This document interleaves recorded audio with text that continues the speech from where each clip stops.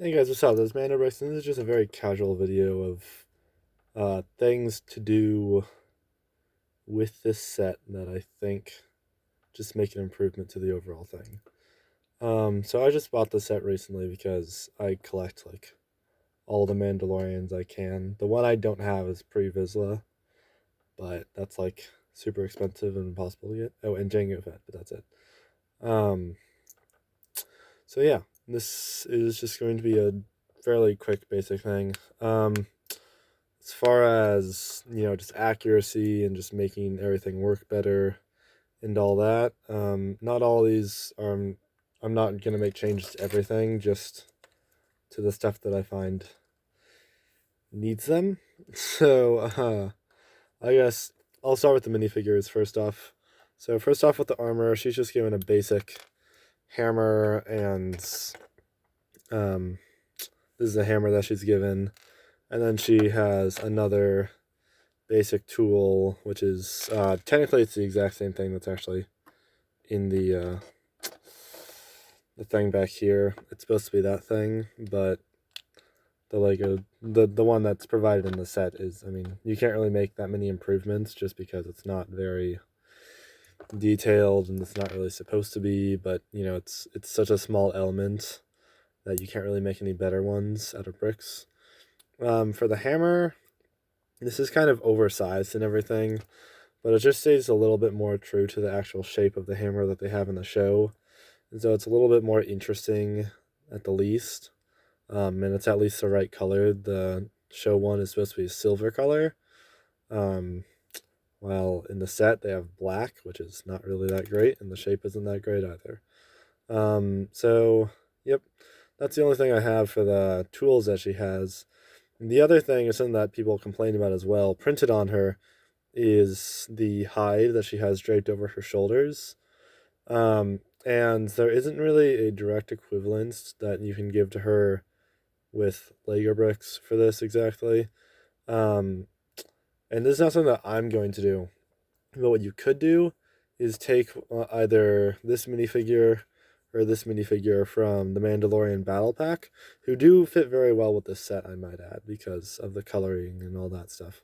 Um, but they both have brown capes, and either you can just give her a brown cape, or you can cut it around there or something, so that it invokes a little bit more of that hide that's draped over her shoulders. If it gets jagged, that's honestly like fine because it's a hide and it's all furry and stuff anyway. So I mean that kind of works as it is. So that's all I have for the armor. I think that Lego could have done a better job with the character as it is, but with what we have, I think that's some of the stuff that you could do with it. With the Mandalorian character, he comes with his typical blaster, um, well, his blaster pistol and his disruptor rifle. The blaster pistol is fine. I think this is a fine choice for what they have there. For the disruptor rifle, I actually independently, this was not someone else's idea, but I found that other people had the same type of thought. But a while ago, I made this type of blaster for him. It's you basically just take one of the musket pieces and then you cut it about here so that you can put the pieces that are already on his blaster on top of it, um, and glue them together. Mine are glued. This one's actually not glued. If you take this off, this also makes a really good gun for Boba Fett because the one he has the exact same thing where the stock blends into, this being the stock, this being the handle, and then this being the actual barrel. But it all blends together into the same piece, much like certain types of rifles and things that exist in the real world. But generally speaking, this is a decent assembly if you want to make a more accurate gun, for either Din Djarin or Boba Fett. Um, so back to the actual minifigure. Um, this is just fine, to be honest. If you really want to go for it extra accurate, then you could maybe cut out a smaller side cape, to go on the side of the jetpack over like one arm or something.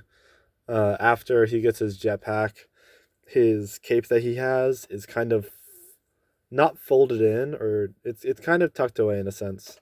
And because of that, it's a lot shorter, and it only goes down to maybe here or something. So if you really want to go for the extra accuracy, then you could add something like that onto him. But I didn't want to cut up the capes that I have, so I did not choose to do that. But obviously, that's an option. Paz Vizsla. This is where I made the most modifications. In the set as it is, he comes with this big armor piece, which I think is nice and all, and then this as his jetpack, which I think is just a giant block, and it's kind of eh. And then this is his gun, which is also pretty meh. I don't have a action figure of him necessarily, but a while ago, I got a bobblehead of this dude, which is super random. But hey, it came in handy, right? So here we are, and obviously you can see that this is not very true to how his gun actually looks. It's a giant Gatling gun looking thing, and it just doesn't really work for me. And then this is what his jetpack looks like. And, yeah. Yeah. So I went ahead, I took off this armor piece. I do really like this armor piece, but the back connection wasn't quite what I wanted. Also, it kind of makes him fit in with the other Mandalorians a little bit better, even though it does, just the gun and the jetpack that I built for him makes him look nice and big. So it still works out with everything, but yeah. So starting with the jetpack, basically, I mean, it's fairly simple. I have a clip for the back. By the way, the printing on this minifigure looks great, especially on the body and the legs. And that's why I don't really feel bad about taking this off, because this kind of obscures the printing, and this printing is beautiful. But see, it's better on the back. I basically just got one of these, put two of, I don't really know what any of these pieces are called besides just 1x1 round studs or plates, also known as studs. But those are just used to make some accents, and then most of it I built most of it in yellow. But if you do have, if you don't have these types of pieces in yellow, my next choice would be gray, because it fits in with the minifigure, and that's kind of what the rest of the jetpack already is. So that easily just clips on as, normally as it can, really, onto his back. And I added a chain piece to echo this chain that he has that channels the ammunition or plasma cartridges, probably. Or not plasma. Plasmizes the gas in the gun. It's probably Tabana gas cartridges. But that goes all the way to the gun, and I'll go ahead and show you what the gun looks like now. Taking it out of his hands, it's kind of, this back handle is kind of odd. It's kind of that forward stud type clip. But I think that because of the angle that you need for that, it works. This whole thing is built around a piece that has studs on all sides except the bottom, and then it has another channel that's right there. You can take that off so you can see it better. But I basically just put the barrel into that and then put one of these pieces around. This is commonly used for a lot of Gatling guns, not just for Star Wars. A lot of people that build mocks of modern warfares and stuff use a lot of these for Gatling guns. But it has that generally, textured and all pretty well, so yeah. I use one of these same pieces that I used on the jetpack over here to attach the chain, and then this is a clip attached to that stud. I don't know what this piece is called. That just attaches quite simply there, and it all plugs in just fine. I would say to invert this hand, because normally it's kind of an odd grip. But yeah, so that's Paz Vizsla. That one has the most changes made to it. So yeah, moving on to the actual build, there's a lot of issues I have with this. This is grossly oversized. This is supposed to be a lot smaller. So actually, again, a really long time ago, but this is more convenient because the set has now come out. But a really long time ago, I built this, which is, it looks super small and super lame and super basic and everything. This is just blended pin cross axle piece that's in a 2x2 round plate, and one of those 2x2 round plates that has all of the spokes on it, I guess you could call them. And then this is kind of like one of those engine pieces with basically just stuck a ton of Technic pins in them, and then this blue thing to kind of echo that fire. At the time, I didn't really have any better fire pieces to put on the top, but you can very easily just take the pieces that are provided in the set and then stick those onto here, and just do that all the way around. This one is a lot more accurate, both to the size of a minifigure and as far as actually being able to do things with it. I mean, if you put a minifigure next to this, it's like, what is this? If this is 6 feet tall, right? This has got to be like at least like 8 or 9 feet across. It's supposed to be like 4 or 5 feet across, which this one is a little bit better at. It's kind of an odd measurement technique, but you know what, it works. So that's what I have for that. Obviously, you can still kind of build something that's kind of like what the set has here. This is fairly decent, to be honest. And that can also just stick over it, and that works pretty well for what it needs to be. This area is probably fine. I don't know what's up with that. I don't know. That might be the Cantono or something like that, but I don't know. Entrance is fine. This is just, I mean, there's a lot more that you can do with this space as far as maybe like boxes of different types of explosives and stuff. This is either a power hammer or it's a molder. I can't really decide watching the scene, to be honest. But there are pretty, you can build this very differently, obviously, than they have here. I would go for a more cylindrical instead of narrowing in on that part. And then maybe something that can fit over it and can actually go up and down, which is pretty hard to make, especially on this scale. You know what, it's possible, and you guys can probably figure it out given a little bit of time. Controls are fine, hologram is fine, and that's all pretty basic. This is just the armor, which you cannot see very well.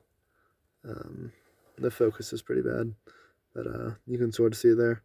And then, I mean, just the weapons case is way too tall as it is. It's like standing there, it's like can't even, you have to jump to get anything from this, which I find kind of ridiculous. So this, I mean, like, this thing itself is probably okay. But shorten the legs, definitely. And then, I mean, you can't really do a whole lot with this space. You can put in certain tools and hammers and things. So I would advise that. That would look really nice. But, I mean, shorten it, but that's all that you can really do with that.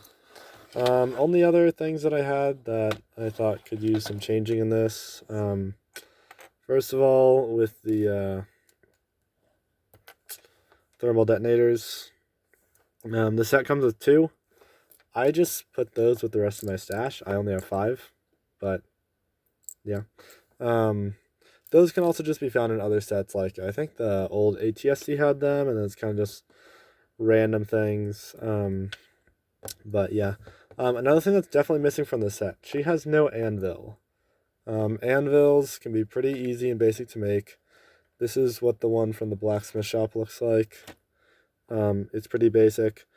I don't know if they ever actually show the one that the armorer has in the scene where she's making Dinjarin's armor. Dinjarin. I don't know if that's ever actually in there. But if you wanted to go with something more basic or more like kind of table-like, which you do kind of see stuff like that, then you can probably just make something that's super basic like that. That works just fine. It has enough detailing. That's all good. For this thing, which is what you're supposed to put the Beskar ore in and then put it in the fire, I mean, like, it's okay, but it's super huge and chunky. So I kind of just took that apart, and then This is a little bit better if you want to make a mock out of it or something, but you can kind of just put 2 of these on there and then end it off with something like this. So as you can see, you can't, it's not made so that you can actually put, you know, have it there without stuff in it, but it's a lot flatter, and in that sense it's a little bit more accurate to what they have in the show. So that all works just fine in my opinion. You can shorten this if you want to as well. Yeah, other options for this, you could do something a little bit more chunky, like having this here, and then that way you can put these on, but you don't have to have them on, anything on there. You could do a similar thing with this piece and have it more flat and streamlined, or you can take this whole assembly off and then take this and put it here and make it just a little bit more built into the rest of the model. So those all work as options. To be honest, I might scrap this in the future because these light pieces are like great as for airlocks and stuff. And if you've seen my Slave 1 stuff that I have in the background there, go watch those videos if you haven't. Or my Star Destroyer, I love making airlocks. So that's great there. These pieces are all pretty useful. That ring hinge piece is very useful. This I don't have tons of, so that's fun to use. Same with the buttons. It's like a lot of this can be put to very good use in mocks. And then there's another one under here, but those crates, like any crates in a mock, are spectacular because it takes up space that you don't need but you still want filled in, and it fits into the world really well. Also, you can leave them open with, like, you know, thermal detonators or something like that. So whatever you do with it, it works. So those are just my personal thoughts. To be honest, this video went really long, so I doubt anyone's really watching at this point. If you are, thanks. But yeah, so hopefully this gave you some good ideas. Those are all my notes on the bricks and stuff. My only other note is that I actually saved the second sticker because it gives you 2 for that one. It gives you 2, one for the other side. But I'm going to actually use this somewhere because that's a great sticker. And I don't want to waste it on this. So, yeah. That's all I have, though. Please do like and subscribe. If you haven't seen my other videos on, like, the Slave 1 stuff, go watch that because I just finished that and I'm really proud of it. It's great. But yeah, that's all I have. Like, subscribe, comment below. I always read my comments. So I will see what you have to say if you ask me something or tell me something or make advice or something to build or use. I'll see it. So yeah, that's all I have. Have a great day and keep on building.